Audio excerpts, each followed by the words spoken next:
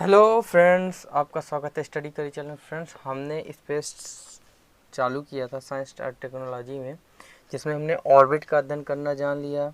उसमें कौन कौन सैटेलाइट होते हैं उसके बारे में जान लिया। उपग्रह क्या होता है वो हमने जान लिया। अगर इन तीनों क्लासों को आपने नहीं पढ़ा है तो आप उन क्लासेस को देख लीजिए, आपको बहुत अच्छे समझ में। आज हम देखेंगे जो हमने जैसे मैंने आपको बताया था, अगर ये ऑर्बिट है, अगर ये पृथ्वी है और ये पृथ्वी लियो मियो जियो ये ऑर्बिट कहलाती हैं, और इन ऑर्बिट तक पहुंचने के लिए हम सैटेलाइटों का यूज़ करते हैं। तो अभी तक हमने देखा कि कौन कौन सैटेलाइट होते हैं, जैसे हमने देखा PSLV क्या होता है, GSLV क्या होता है, उन सब के बारे में अध्ययन किया। आज हम थोड़ा सा उसमें ये देखेंगे उनमें इंजन कौन कौन से होते हैं और वक्त के साथ कौन कौन से इंजन का प्रयोग होने लगा।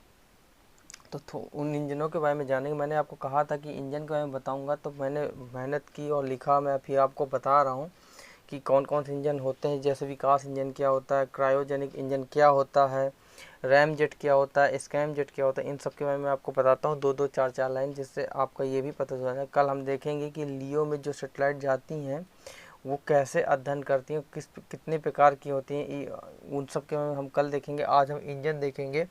फिर जब हमारा ये पृथ्वी का अध्ययन करना ख़त्म हो जाएगा तो भाई हम पृथ्वी का अध्ययन तो कर लिए ब्रह्मांड में जाके, वायुमंडल। फिर हम पृथ्वी से ब्रह्मांड का अध्ययन करेंगे। जो हम जानते थे ना, कहीं कहीं ये गैलेक्सी से ये फ़ोटो खींची गई, हमें ये मिला वो मिला, उन सब के बारे में हम जानेंगे जब हम पृथ्वी का अध्ययन करना ख़त्म कर लेंगे। तो चलिए मैं आज आपको इंजन के बारे में बताता हूँ कौन कौन से इंजन होते हैं।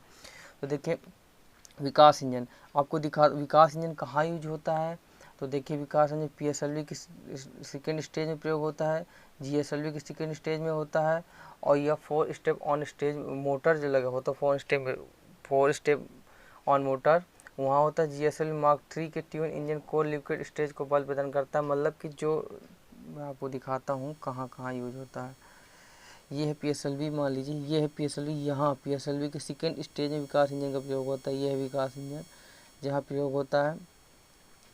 और एक होता है यहाँ, यहाँ विकास इंजन का प्रयोग होता है GSLV Mark 2 में, यहाँ भी प्रयोग होता है। इसके अलावा यहाँ, यहाँ इसके पहले इसको मैंने आपको बताया था कि GSLV Mark 3 जो है उसके जहाँ स्टेप ऑन मोटर का यूज किया जाता है उसी को पहला चरण माना गया है।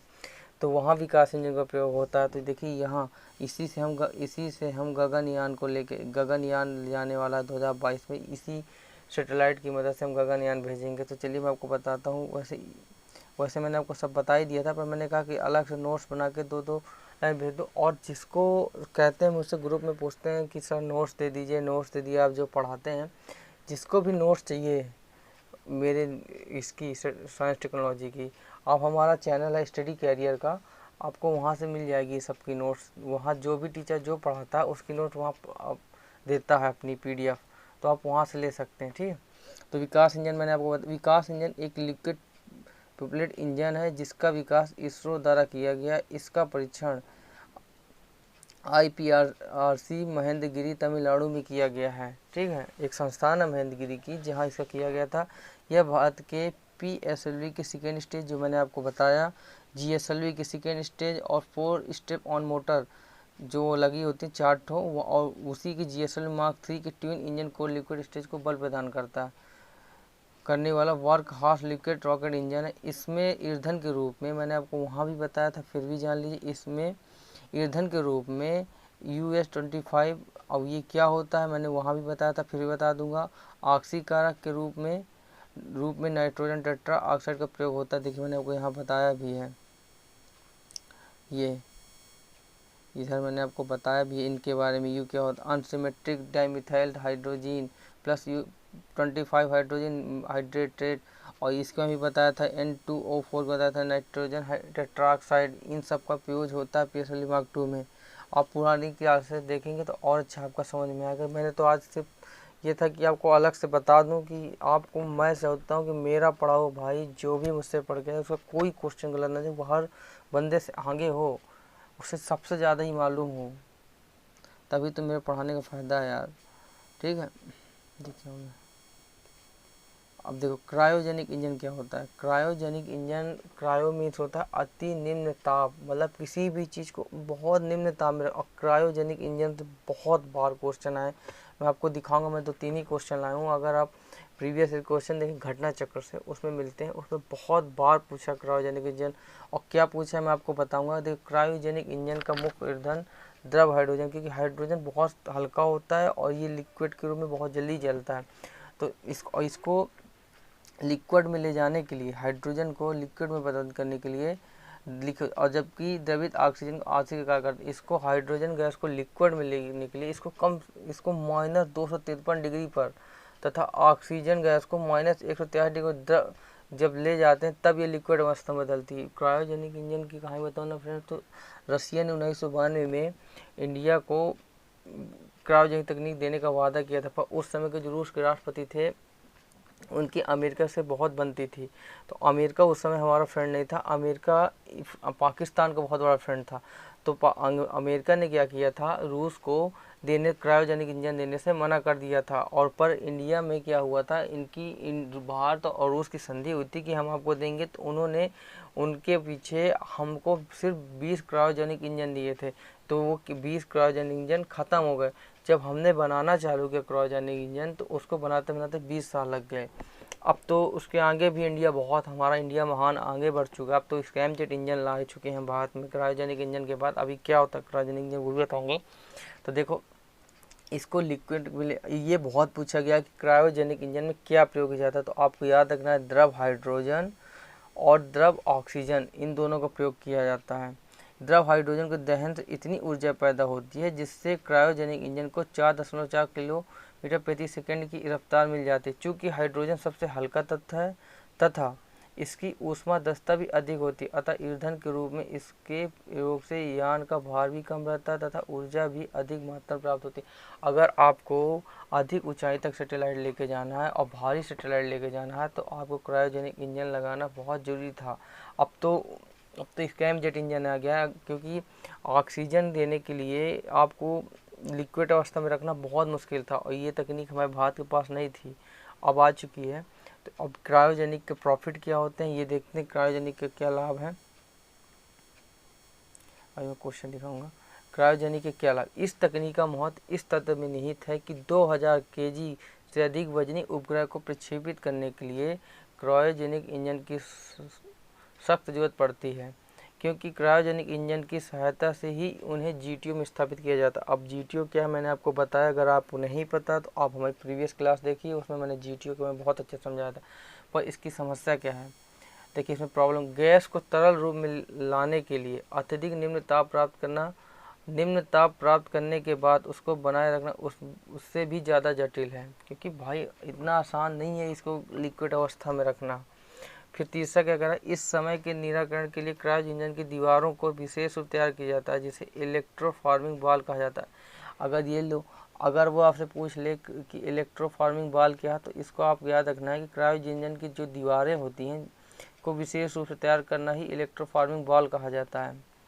ठीक है, अब विशेष क्या है, विशेष मैंने एक एक चीज़ लिखी यार, आप लोग को कुछ भी पढ़ने की जरूरत ना पड़े, आप क्लास देखो नोट्स बनाओ बस ख़त्म, इससे बाहर कुछ नहीं पढ़ना। विशेष क्या है, क्रायो का अर्थ क्या है, अत्यंत निम्न ताप, मैंने आपको बताया। क्रायोजेनिक तकनीकी का मुख्य प्रयोग रॉकेट तथा मिसाइलों में किया जाता है। अभी मैंने ये मिसाइल क्या होती हैं, कौन कौन सी मिसाइलें होती हैं, जब मैं मिसाइल पढ़ाऊँगा तो आपको मिसाइल बहुत अच्छे समझाऊँगा, जहाँ ईंधनों को क्रायोजेनिक तकनीक से सरल अवस्था में प्राप्त कर लिया जाता है। क्रायोजेनिक इंजन में देखिए मैं आपको क्वेश्चन दिखाता हूँ क्या क्या पूछा। ये देखिए पूछा है, निम्नलिखित में से किसको रॉकेट नोदकों के रूप में प्रयोग नहीं किया जाता। अब ये द्रव हाइड्रोजन का प्रयोग किया जाता है, द्रव ऑक्सीजन का प्रयोग किया जाता है, मिट्टी का तेल भी होता है, और पर द्रव हाइड्रोजीन का यूज नहीं होता है। देखिए क्वेश्चन है दूसरा क्वेश्चन, क्रायोजेनिक इंजन का इस्तेमाल होता है किसमें। अब इतना सरल क्वेश्चन यार कौन नहीं बताएगा। अब आपको इतना तो पता चला होगा कि स्पेस शटल में होता है, परमाणु भट्टी में, बोइंग में, तीव्र रेल इंजन के रूप में, ये सब कुछ नहीं है। एक क्वेश्चन ये आया था, निम्न तापी इंजन प्रयोग में लाते हैं क्या, द्रव ऑक्सीजन ऑक्सीजन के रूप में, द्रव हाइड्रोजन ईंधन के रूप में। देखिए मैंने यहाँ बताया भी है, ये देखिए द्रव, ये लिखा मैंने, ईंधन के रूप में द्रव हाइड्रोजन होता है, जबकि द्रवित ऑक्सीजन ऑक्सीकारक कार्य करता है। मैंने आपको बताया ना कि यहाँ द्रव हाइड्रोजन ईंधन के रूप में हाइड्रोजन और ऑक्सीजन देने का काम ऑक्सीकारक रूप में करता है कौन, ऑक्सीजन। यही क्वेश्चन देखिए पूछा है आपसे, उठा के, ये पूछा है। यूपीपीसीएस 2004 का क्वेश्चन है। इसके बाद स्कैम जेट इंजन क्या होता है फ्रेंड? स्कैम जेट में अभी तक आप क्या होता था कि जो भी मान लीजिए यहाँ से सैटेलाइट जाती थी, अगर यहाँ से कोई सैटेलाइट जाती थी, तो जो सैटेलाइट मान लीजिए लेके जा रहे हैं, तो जो सैटेलाइट में फ्यूल और पूरा पहले से पैक करके भेजना पड़ता था। पर स्क्रैम जेट इंजन में क्या है कि जो सैटेलाइट जा रही हो, तो जो एटमॉस्फेयर में ऑक्सीजन गैस होती हैं, सैटेलाइट ऐसे जाती है तो ऐसे ऑक्सीजन उसमें भरता रहता है, तो हमको इसमें ऑक्सीजन का यूज करना नहीं पड़ता। सैटेलाइट में जो स्क्रैम जेट इंजन होता है, ये ऑटोमेटिक एटमॉस्फेयर से हवा खींचता रहता है। पर ये तकनीक अभी भारत में बिल्कुल अभी अभी प्राप्त हुई है। ये बिल्कुल न्यू तकनीक है और विदेश फ़ौरन हमसे बहुत आगे लगा। अभी EOS का नया परीक्षण किया गया, उसमें इसकी लगाने की बात की गई है। आप करंट अफेयर को ज़रूर पढ़ें, कि करंट अफेयर आप पढ़ेंगे तो बहुत अच्छे समझ, जैसे स्पेस में ख़त्म कर दूं उसके बाद आप करंट अफेयर को लिंक करेंगे तो बहुत अच्छे समझ में आएगा। फिर इसका परीक्षण देखो, स्कैम जेट क्या है, इसका परीक्षण इसरो द्वारा एडवांस टेक्नोलॉजी व्हीकल की सहायता 28 अगस्त 2016 को किया गया। यह ईंधन के रूप में हाइड्रोजन ऑक्सीजन के रूप में ये देखो मैंने कहा ना, ईंधन के रूप में हाइड्रोजन पर ऑक्सीजन हो, जो उसमें क्रायोजेनिक में ऑक्सीजन देना पड़ता था -183 डिग्री में, इसमें नहीं होता। इसमें लिखा है ऑक्सीकार में एटमॉस्फेयर से ऑक्सीकारक का प्रयोग करता, मतलब वायुमंडल से ही ऑक्सीजन को ले लेता है। यह रैम जेट इंजन का ही उन्नत रूप है तथा यह यान द्वारा हाइपरसोनिक गति प्राप्त। हाइपरसोनिक क्या होता है? ध्वनि की चाल से तेज, ध्वनि की गति से एक मैक संख्या क्या होती है, ये जब मिसालें बताऊंगा वहाँ और अच्छे समझा दूंगा। हाइपरसोनिक, सबसोनिक, सुपरसोनिक, ये सब क्या होता है, प्राप्त करने पर भी यह इंजन का कार्य करता है। जबकि रैम जेट इंजन यह गति प्रदान नहीं करता, हाइपरसोनिक की गति नहीं प्रदान करता, वो सबसोनिक के प्रदान करता है। सबसोनिक मतलब ध्वनि गति धीमी। वर्तमान में प्रोमेचन यानों के प्रणोदक मतलब फ्यूल में ये शब्द जो आ जाते हैं ना, ये सब अगर आप छोटे छोटे शब्दों को डॉट्स, हमारे सर कहा करते थे कि आप डॉट्स को इकट्ठा करो, अगर आपके डॉट्स छोटे छोटे तैयार हो गए तो आप बड़ी से बड़ी जंग को जीत लेंगे। अगर ये छोटे छोटे शब्द नहीं आपको पता तो आप कितनी भी बड़ी बुक पढ़ लो आपको समझ में नहीं आएगी। प्रणोदक में 70% वजन ऑक्सीकारक कर ही होता है, परंतु स्क्रैम जेट इंजन के प्रयोग से यान में भरे जाने वाले ईंधन के वजन को बहुत कम किया जा सकता है। सीधी सी बात है, जब हमें ऑक्सीजन भरना ही नहीं पड़ेगा तो ऑक्सीजन का वजन कम हो जाएगा। तो स्क्रैम जेट इंजन ये होता है, मतलब कि एटमॉस्फेयर से खुद ऑक्सीजन को ग्रहण करता रहता है। तो ये था फ्रेंड्स आज की क्लास छोटी सी। कल हम देखेंगे कि लियो में जो सैटेलाइट होती हैं, अर्थ ऑब्जर्वर सैटेलाइट क्या होता है, मैं आपको पूरी बताऊंगा कौन कौन सैटेलाइट यूज होती है, क्या क्या होती हैं, GPS क्या होता है, नेविगेशन क्या होता है, नेविगेशन कैसे किया जाता है, कम्युनिकेशन कैसे किया जाता है, ये सब हम पढ़ेंगे धीरे धीरे। बस आपका साथ और सपोर्ट इसी तरह बनना रहना चाहिए। और जिसको भी ये सब नोट्स चाहिए तो हमारे स्टडी कैरियर चैनल से मैं डिस्क्रिप्शन के नीचे लिंक भी दे दूँगा, अगर वहाँ से आप ज्वाइन करना चाहें तो वहाँ से ज्वाइन कर सकते हैं। आपको नोट्स हर सब्जेक्ट की अवेलेबल हो जाएगी। वीडियो लगे तो अच्छा लगे तो फ्रेंड लाइक करना, सब्सक्राइब करना और प्लीज़ शेयर करना। Thank you so much.